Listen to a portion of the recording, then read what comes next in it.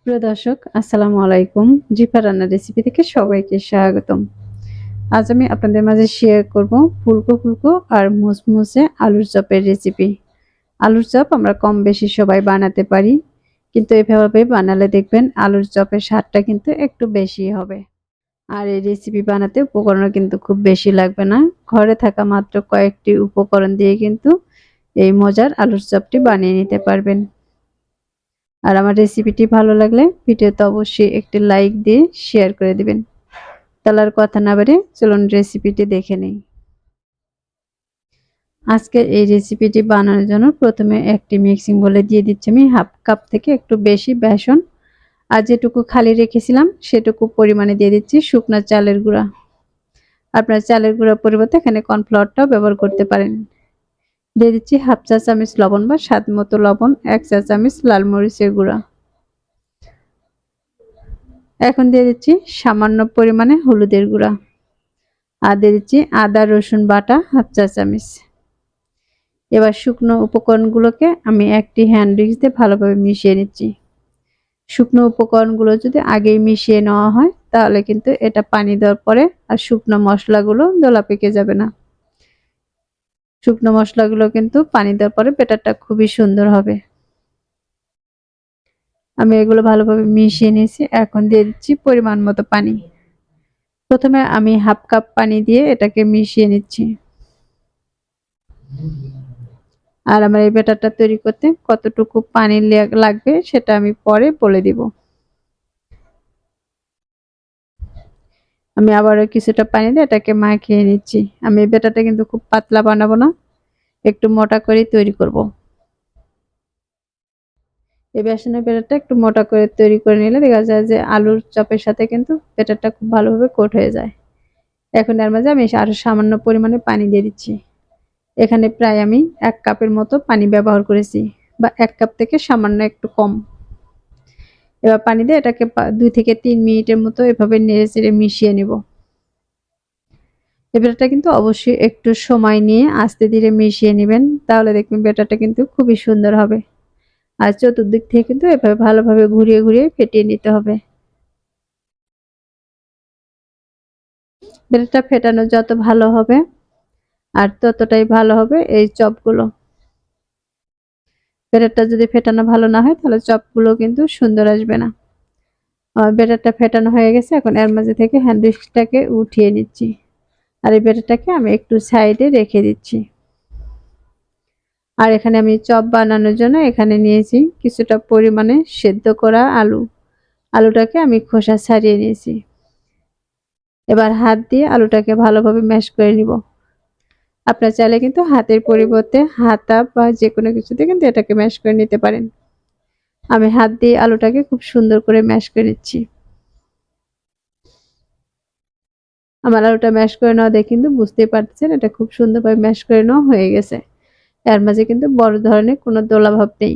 এখন দিয়ে দিচ্ছি হাফ চা চামচ লবণ আর 2 চা চামচ শুকনো মরিচের ভাজা গুঁড়া। এখন এই লবণ আর মরিচের সাথে আলুটাকে আমি ভালোভাবে মাখিয়ে নিচ্ছি। এই আলুর মাঝে কিন্তু আমি বাড়তি আর কোনো মশলা ব্যবহার করব না। আপনারা চাইলে এখানে ভাজা গরম মশলার গুঁড়োটা ব্যবহার করতে পারেন। কিন্তু শুধু লবণ আর মরিচ দিয়ে এই আলুটাকে মাখিয়ে নিলেও কিন্তু চপটা খেতে অনেক ভালো লাগে। আমি এই শুকনো উপকরণগুলোকে আলুর সাথে খুব ভালোভাবে মিশিয়ে নিয়েছি। আমার এগুলো মেশানো হয়ে গেছে। আমি হাতটা একটু পরিষ্কার করে তারপর কিছুটা পরিমাণে এই আলু হাতে নিয়ে হাত দিয়ে ঘুরে ঘুরে একটু সমান করে নিচ্ছি। দেখতে পাচ্ছেন আমি কত সহজে এটা সমান করে নিলাম। এটাকে আমি একটু গোল শেপ দিয়ে নিয়েছি, আর যে ব্যাটারটা আমি বানিয়ে রেখে দিয়েছিলাম সে ব্যাটারের মাঝে দিয়ে দিচ্ছি। এখন বেসনটা আমি ভালোভাবে দুপাশে কিন্তু কোট করে নিতে হবে। দেখতে পাচ্ছেন আমি এই আলুর উপরে কিন্তু বেসনটাকে ভালোভাবে কোট করে নিয়েছি। আর সাইডে যে বাড়তি অংশটা আছে এগুলো কিন্তু ভালোভাবে ঝরে নিতে হবে। এখন এগুলোকে তেলের মাঝে দিয়ে ভেজে নিব। তার জন্য চুলায় একটি কড়াই বসে তার মাঝে তেল দিয়ে তেলটাকে গরম করে নিয়েছি। তেলটা গরম হয়ে আসলে এর মাঝে আমি এক এক করে দিয়ে দিচ্ছি।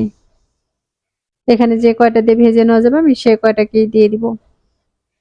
যে কোনো চপ বা পকোড়া বানান না কেন একটু ডুবো তেলে ভেজে নেবেন। ডুবো তেলে ভাজলে কিন্তু এগুলো খেতে ভালো লাগে আর এগুলো কিন্তু অনেকটা ফুলে ওঠে। এগুলো দেওয়ার পরে আমি বেশ কিছু সময় রেখে দিয়েছিলাম, তারপরে কিন্তু এগুলো নিচ থেকে কালার চলে এসেছে। এখন এগুলোকে আমি এক এক করে উল্টিয়ে দিচ্ছি। তাহলে দর্শক দেখতেই পেলেন কত সহজে কিন্তু আমি এই আলুর চপগুলো বানিয়ে নিচ্ছি। আলুর চপ বানানোর জন্য বাইরে থেকে কিন্তু কোনো রকম মশলা নিয়ে আসতে হবে না। ঘরে থাকা মাত্র কয়েকটি মশলা দিয়ে কিন্তু এই আলুর চপগুলো বানিয়ে নিতে পারবেন। আমি এই আলুর চপগুলোকে ৩ থেকে ৪ মিনিটের মতো মিডিয়াম আঁচে ভেজে নেব। আর দুপাশে কিন্তু খুব সুন্দর কালার করে ভেজে নিতে হবে।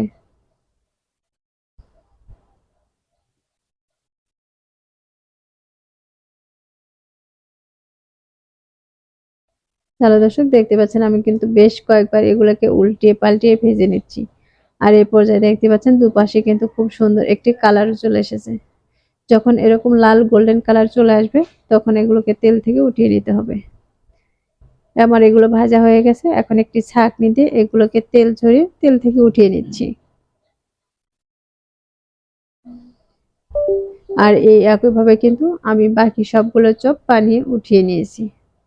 আর এগুলো ওঠানোর পর দিয়ে কিন্তু বুঝতেই পারতেছেন মাশাআল্লাহ চপগুলো কিন্তু দারুণ হয়েছে। চপগুলো দেখতে যেমন আকর্ষণীয় হয়েছে আর খেতেও কিন্তু খুবই টেস্টি ছিল। আমি এক এক করে দেখিয়ে দিচ্ছি, এগুলো সবগুলো চপই কিন্তু খুবই সুন্দর হয়েছে।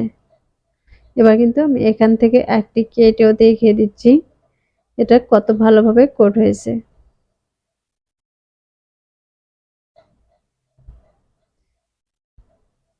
এবার আমি এটাকে মাছ বরাবর কেটে নিয়েছি, আর কাটার পর দেখতেই পাচ্ছেন ভিতরের পুরগুলো কিন্তু মাশাআল্লাহ খুবই সুন্দর হয়েছে।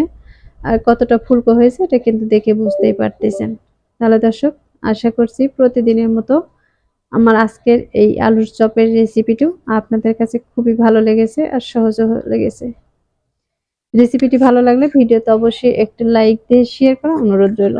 আর রেসিপিটি কিন্তু বাসায় অবশ্যই একবার ট্রাই করবেন। আর আপনাদের কাছে এই রেসিপিটি কেমন লেগেছে তা আমাকে কমেন্টে লিখে জানাতে ভুলবেন না। আমার চ্যানেলে এরকম সহজ সহজ রেসিপিগুলো দেখার জন্য চ্যানেলটি অবশ্যই সাবস্ক্রাইব করে পাশে থাকা বেল আইকনটি অন করে রাখবেন। তাহলে আমার প্রতিদিনের নতুন নতুন রেসিপিগুলো সবার আগে আপনার কাছে পৌঁছে যাবে। তাহলে আর কথা না বাড়িয়ে আজকের মতো এখানেই বিদায় নিচ্ছি। সবাই ভালো থাকবেন, সুস্থ থাকবেন আর আমার নিয়মিত রেসিপির সাথেই থাকবেন। আল্লাহ হাফেজ।